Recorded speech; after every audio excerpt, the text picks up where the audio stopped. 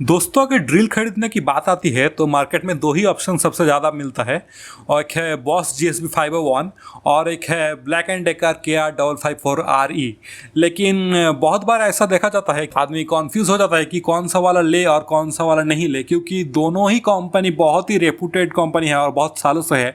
और अगर हम इन दोनों को खरीदने की बात करें तो ऑनलाइन प्लेटफॉर्म्स जैसे अमेज़न पे इन दोनों का ही रेटिंग और रिव्यूज़ बहुत अच्छा है।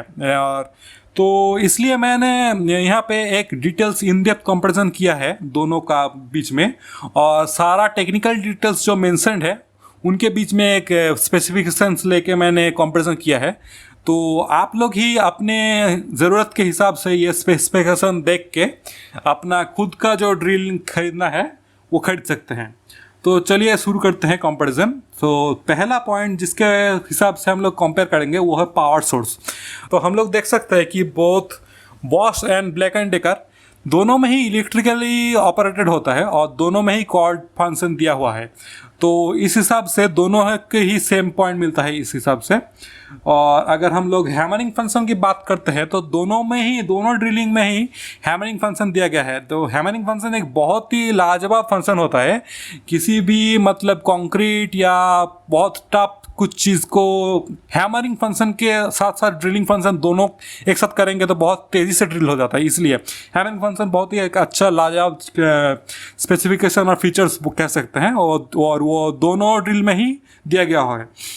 अगर हम लोग बात करते हैं पावर इनपुट की, रेटेड पावर इनपुट दोनों डिवाइसेस की, तो हम लोग देख सकते हैं कि बॉस GSB 501 को एक रेटेड पावर इनपुट मतलब 500 वाट है।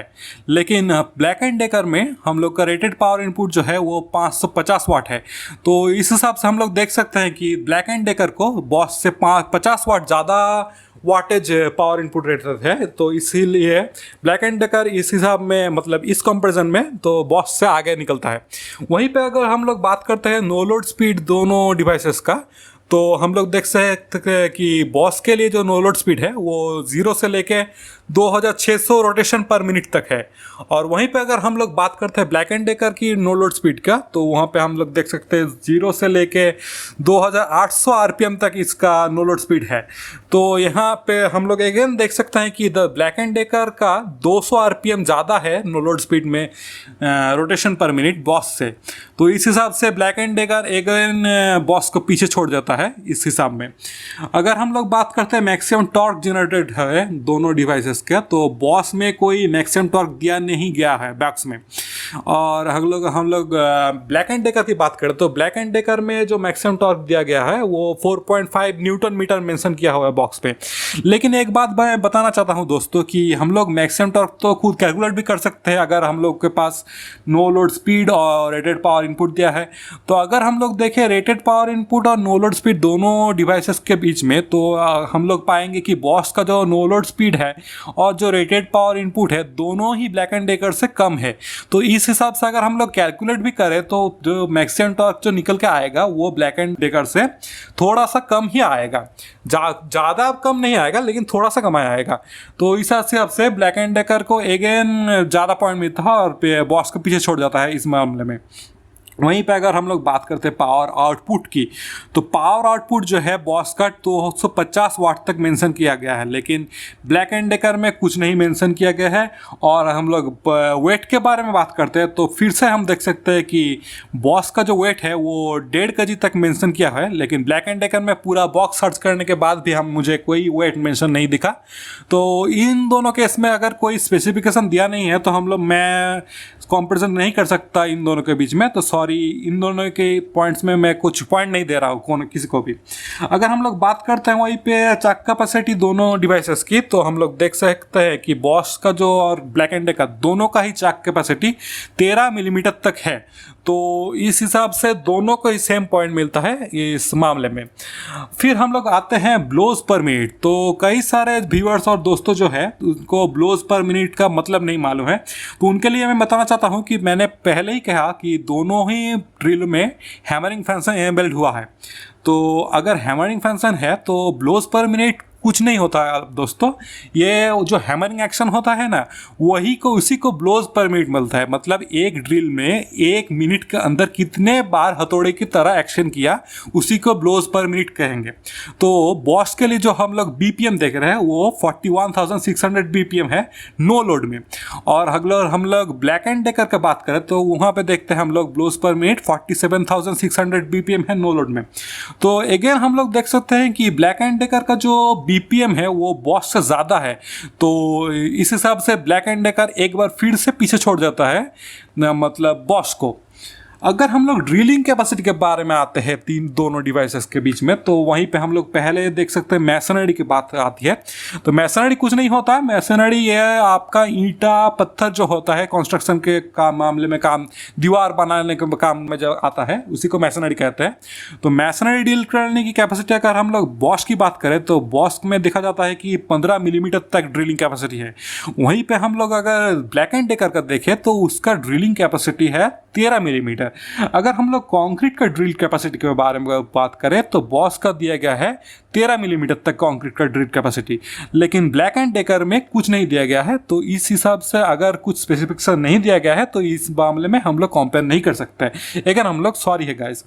तो उसके बाद अगर आते हैं कि वुड का ड्रिलिंग कैपेसिटी, तो हम लोग देख सकते हैं कि बॉश का जो ड्रिलिंग कैपेसिटी वुड में है वो 25 मिलीमीटर तक है।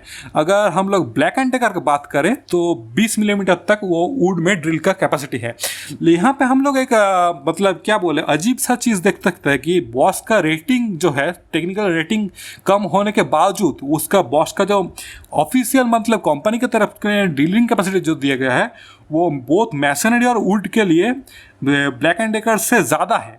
तो ये बहुत सरप्राइजिंग नहीं है, ठीक है। उसके बाद हम लोग आते हैं स्टील ड्रिलिंग कैपेसिटी के बारे में। तो अगेन हम लोग देख सकते हैं स्टील ड्रिलिंग की कैपेसिटी के बारे में ब्लैक एंड डेकर लेकिन फिर से बॉस को पीछे छोड़ जाता है 3 मिलीमीटर तक। मतलब जब बॉस का जो स्टील में ड्रिलिंग कैपेसिटी है उसका है 10 मिलीमीटर और ब्लैक एंड डेकर का जो स्टील में ड्रिलिंग कैपेसिटी है वो 13 मिलीमीटर तक है। अगर हम लोग इसके बाद फिर से फीचर्स में आ जाए तो हम लोग देख सकते हैं दोनों ही बॉस और ब्लैक एंड डेकर में रिवर्स एक्शन फीचर दिया गया है। रिवर्स एक्शन कुछ नहीं होता है, मतलब आपका जो ड्रिल है वो घड़ी के सुई के दिशा और विपरीत दिशा दोनों में ही घूम सकता है। ये बहुत ही शानदार फीचर है दोस्तों। अगर आप लोग ड्रिल यूज़ करते हैं तो आपको पता है कि ये कितना यूजफुल फीचर होता है। उसके बाद हम लोग देख सकते हैं कि दोनों ही ड्रिल में वेरिएबल स्पीड, मतलब आप लोग स्पीड कहीं पे कोई भी चेंज कर सकता है, यह फंक्शन भी दिया गया है। उसके बाद अगर हम लोग बात करते हैं तो लॉक ऑन बॉटम दिया गया है दोनों ही डिवाइसेस में। लॉक ऑन बॉटम क्या होता है दोस्तों, अगर हम लोग ड्रिल में बहुत ही लंबा वक्त तक काम करते हैं तो हम लोग का एक कांस्टेंट स्पीड का ज़रूरत पड़ता है। अक्सर यही होता है कि कांस्टेंट स्पीड में काम करना पड़ता है। तो अगर हम लोग बार बार स्पीड चेंज होता रहेगा तो हम लोग के लिए मुसीबत की बात है। तो बहुत ही बेहतरीन फीचर्स दिया गया है। मैं दोस्तों बोलूँगा कि लॉक ऑन बॉटम है तो आप एक डिजायर्ड स्पीड में से पहले काम कर लीजिए। मतलब उस स्पीड में अगर आप मतलब खुश है तो वो स्पीड में आप लॉक कर सकते हैं स्पीड, तो वही स्पीड में उसके बाद वो काम करेगा जब तक आप लॉक ऑन बॉटम ऑन करके रखे हुए हैं। फिर हम लोग आते हैं सबसे इंपॉर्टेंट कंपैरिजन, वो है जो प्राइस, दोनों का एवरेज प्राइस के बारे में बात करते हैं अब दोस्तों। तो यहाँ पे मैं एक बात करना चाहता हूँ दोस्तों कि बॉस का जो GSP 501 आता है वो सिंगल डिवाइस हिसाब से भी आता है, और अगर हम लोग 5 पीस बीट लेना चाहिए तो हम लोग को 350 रुपये ज़्यादा पे करना पड़ता है। तो अगर हम लोग सिंगल बॉस का डिवाइस के बारे में बात करें तो उसका एवरेज प्राइस साल में लगभग 2100 रुपये तक रहता है, और वहीं पे अगर हम लोग 5 पीस बीट इंक्लूड कर ले तो उसका एवरेज प्राइस साल भर 2450 रुपये तक रहता है। अगर हम लोग बात करते हैं ब्लैक एंड डेकर की, तो ब्लैक एंड डेकर की दोस्तों मैं कहना चाहूँगा इसका पहले से ही बॉक्स में ही 4 बीट इंक्लूडेड होता है, 4 बीट दे के ही भेजता है तो कंपनी। तो बॉस का ब्लैक एंड डेकर का अगर बात करें तो उसका एवरेज प्राइस साल भर 2200 रुपये तक रहता है। तो यहाँ पे हम लोग देख सकते हैं कि ब्लैक एंड डेकर प्राइस के मामले में फिर से एक बार बॉस को पीछे छोड़ जाता है। अब मैं दोस्तों सबसे इंपॉर्टेंट एक बात कहना चाहता हूँ कि आप लोग देखेंगे जो ब्लैक एंड डेकर है वो एक यूएसए बेस्ड कंपनी है और उसका बहुत फेमस कंपनी है। लेकिन ये बॉश और ब्लैक एंड डेकर इतना फेमस होने के लिए आप लोग देखेंगे, आप जो अगर नीचे रिव्यूज़ पढ़ेंगे तो बहुत सारा आदमी ऐसा है जिनको फेक ब्लैक एंड डेकर, वो होता है ब्लैक प्लस डेकर जो एक चाइना बेस्ड कंपनी है, वो मिल जाता है। तो इसीलिए मैंने क्या किया है, नीचे डिस्क्रिप्शन में दोनों ही ड्रिलों का जेन्युइन लिंक और सबसे मतलब अच्छा डील जो लिंक है वो मैंने मेंशन किया हुआ है। अगर आपको चाहिए तो वो लिंक पे क्लिक करके आप ले सकते हैं। तो आज के लिए मैं कहूँगा इतना ही था। तो फिर मिलेंगे दोस्तों, good bye, have a nice day, thank you.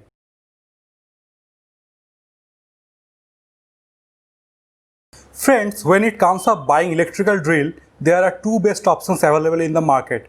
One is the Bosch GSV 501 and another one is the Black & Decker KR554RE. But often people get confused of which one to buy and which one to not buy. So here I present a in-depth comparison between the two, including all the technical specifications needed so that you can make a wise decision. Now the first specification for comparison is the power source. We can see for the Bosch and the Black & Decker, both of them are electrically operated and both of them have a corded function. So both of them in this case gets a equal point here. Now talking about to the next function, we can see both the Bosch GSV 501 and the Black & Decker KR554RE are having a hammering function. So again in this case both of them are getting an equal point here. Now talking about the rated power input for the devices, we can see for the Bosch the rated power input is of 500 watt and for the Black & Decker the rated power input is of 550 watt. So clearly we can see that the Black & Decker is having 50 wattage of extra power input than that of the Bosch. So in this case the Black & Decker is ahead of the Bosch. And now talking about the no load speed for the devices, we can see for the Bosch the no load speed is between 0 to 2600 rpm and for the Black & Decker the no load speed is between 0 to 2800 rotation per minute. So again in this case we can see that the Black & Decker is having a 200 rotation per minute extra than that of the Bosch. So again we can see that the Black & Decker is beating in this case than that of the Bosch. Now talking about the maximum torque for the devices, for the Bosch the maximum torque is not mentioned in the box, but for the Black & Decker we can see the maximum torque is between the maximum torque is given as the 4.5 Newton meter. Now if we talk about the maximum torque for the Bosch, we know that the maximum torque can be calculated by the rated power input divided by the no load speed. Now in this case the rated power input and the no load speed for the Bosch is lesser than that of the Black & Decker. So clearly it can be understandable that the Bosch will have a maximum torque slightly lesser than that of the Black & Decker. So the Black & Decker is winning in this case again. Now if we talk about the power output for the devices, we can see that the Bosch is having our power output of 250 watt, but for the Black & Decker the rated power output is not mentioned in the box. So in this case without any specification we cannot do any comparison. So sorry for that. But again if you see for the same case applies for the weight of the two devices. For the Bosch the weighted weight is given as the 1.5 kilogram, but for the Black & Decker the no such weight is mentioned in the box. So again without any specification I cannot do a comparison here. Now talking about the chuck capacity for both the devices, we can see for the Bosch and the Black & Decker both are having a chuck capacity of 13 millimeter. So in this case both of them are having an equal rating and it gets an equal point in this case. Now if we talk about the blows per minute, many of you viewers don't know what does blows per minute actually mean. So for them I want to tell that both of them are having a hammering function as I have previously stated.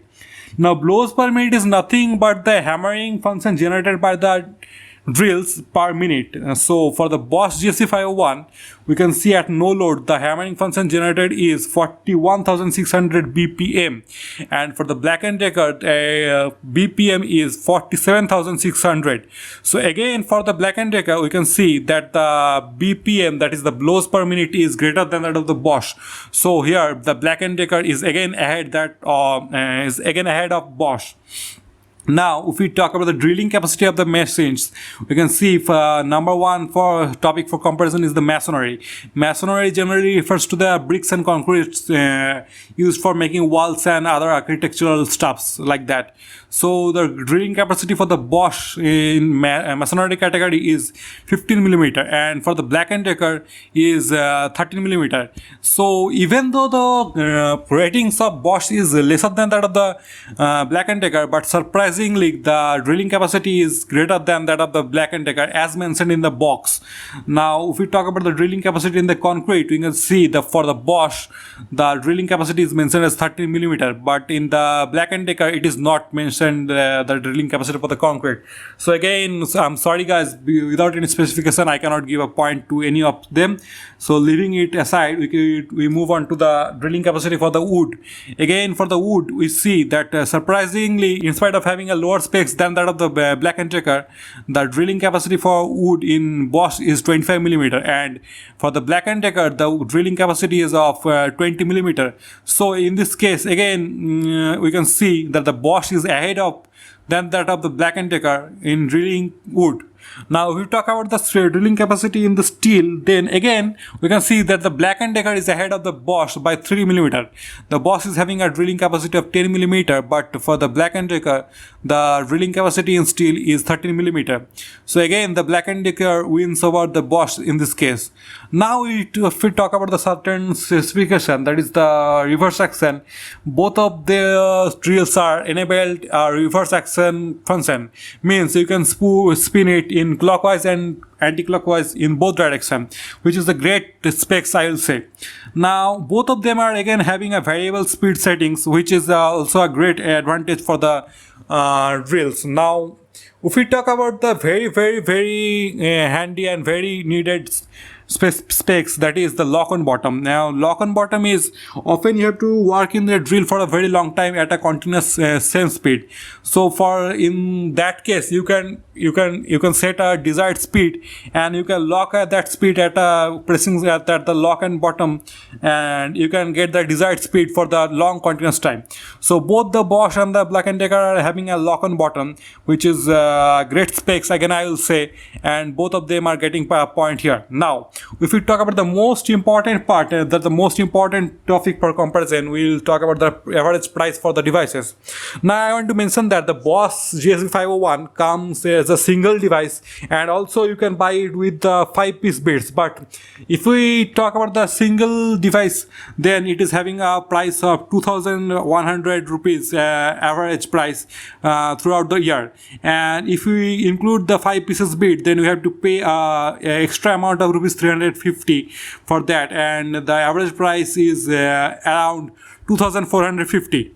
And now if we talk about the Black & Decker, the Black & Decker has an advantage over this, that it already comes with 4-piece bits included in the box, and it is having an average price of 2,200 throughout the year.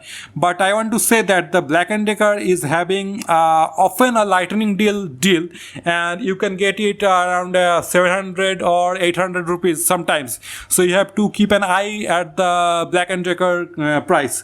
Now I want to mention another thing, guys, that this Black & Decker and the Bosch, both of them are so popular category in the drills that often the Chinese duplicates are there being sold in the Amazon and Flipkart and such stuffs. So I am leaving the link for the both of the devices, the genuine links, so that you are not fooled by them. I want to mention that the Black & Decker is an USA based company, but often you get Black Plus Decker. The Black Plus Decker is a Chinese copy of Black & Decker, which is much cheaper version of that, and often people get fooled by that.